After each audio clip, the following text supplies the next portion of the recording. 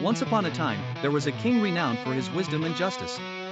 He had a daughter, beautiful and intelligent, who loved knowledge and wisdom dearly. She often listened to her father's wise judgments and decisions at court. One day, the king said, "I want you to rule this kingdom after me.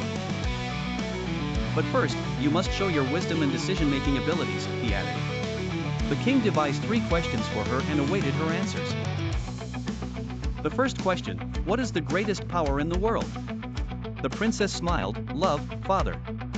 It gives strength to endure hardships." The second question: what is the greatest wealth? Knowledge.